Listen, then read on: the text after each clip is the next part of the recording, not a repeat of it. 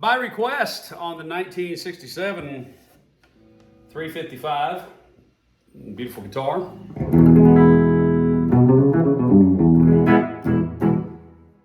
Had somebody on on YouTube here on the channel ask to see if I would consider doing the steel guitar rag. And listen, anybody wants to hear something that I can sure try to do for you, I will gladly do it.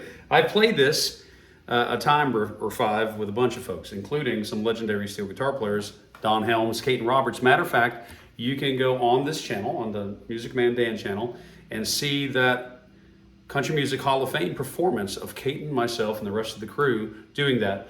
The video was recorded by my beautiful bride right off my left hand. She was sitting front row, and I literally was sitting right there playing this guitar. At the time, this guitar didn't have fret jobs. It was like playing a fretless wonder.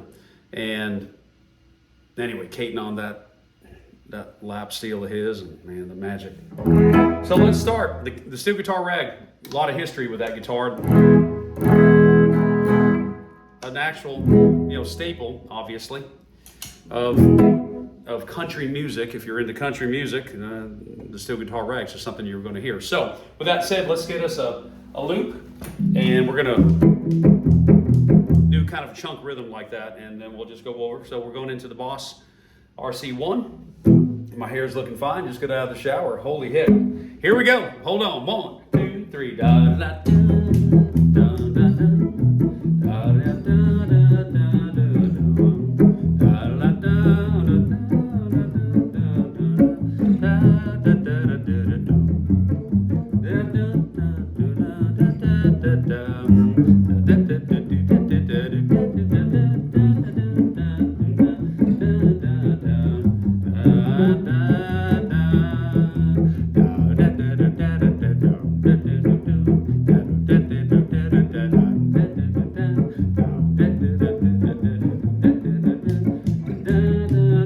Here we go.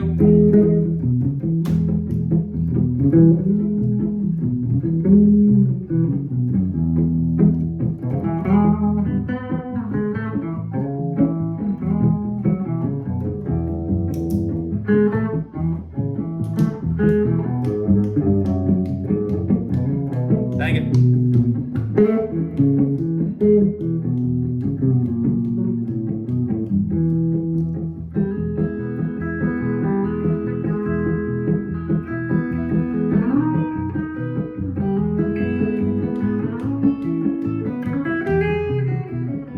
Let's play it.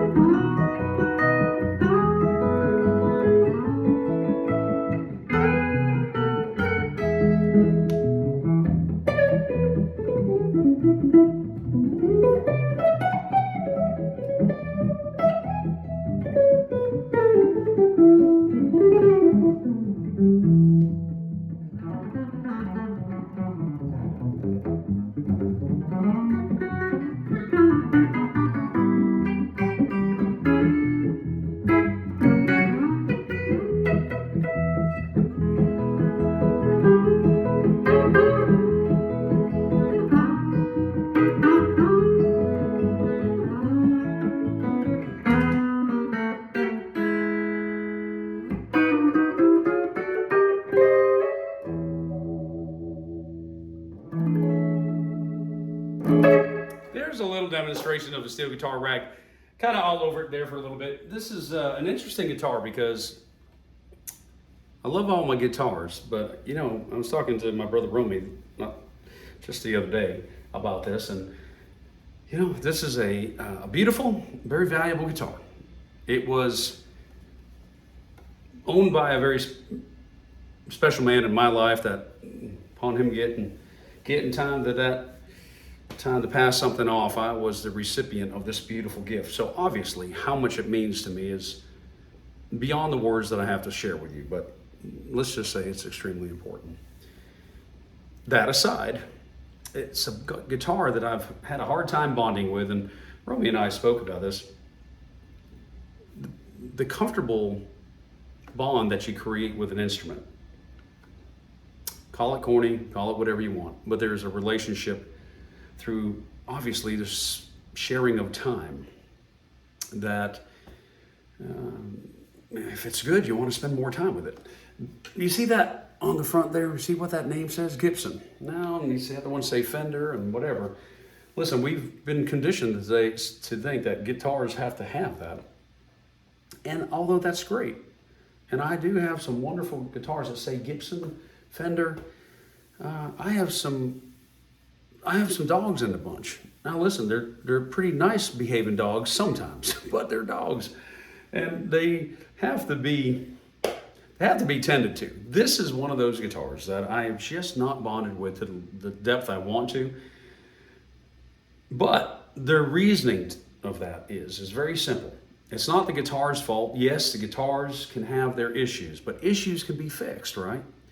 When I first received this guitar, and I had it for 20 years, 15 years maybe, before I even thought about addressing it, needed a fret job, needed some work, and once again, not wanting to take something of value to just anybody. Even here in Nashville, Tennessee, there's not just a great luthier around the corner, on every corner. So when I didn't have anybody, I didn't take him to anybody, and so therefore the instruments never got addressed. And every time I wished that this guitar was up to some standard that I could get a reference point of comfortable playing with it.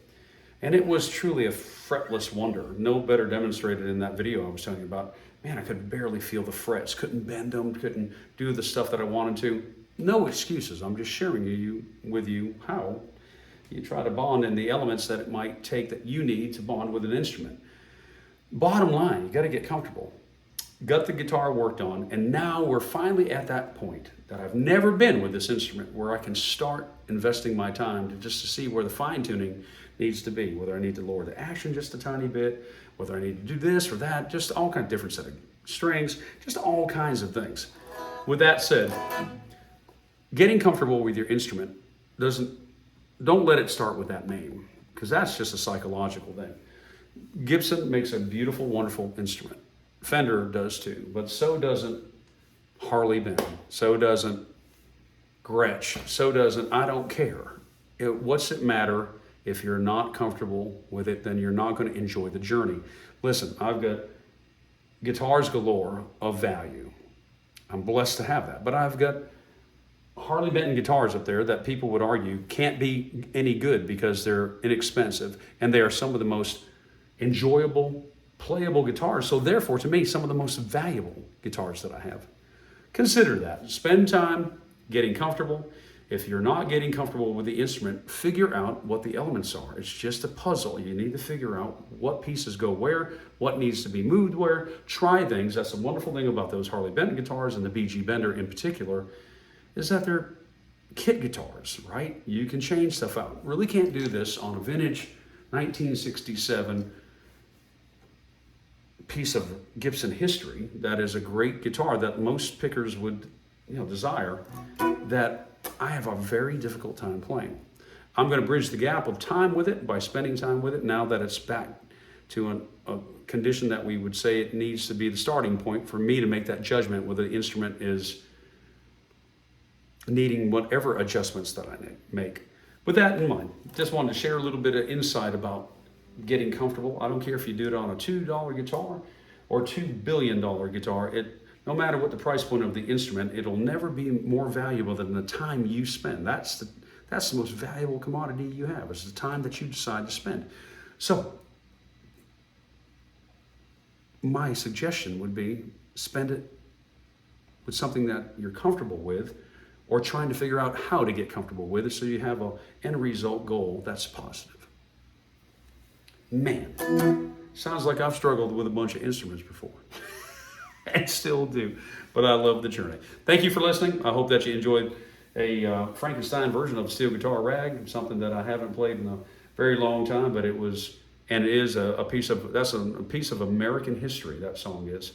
And I sure do appreciate you listening to my version of it. If you get a chance, go back and listen to Mr. Leon McAuliffe play that, and also Mr. Speedy West, Don Helms, Caton Roberts. Everybody has a version that is typically findable.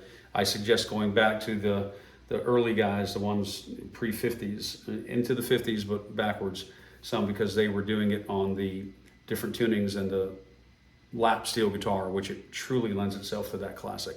God bless y'all. Thank you all for listening. A little bit of the rag.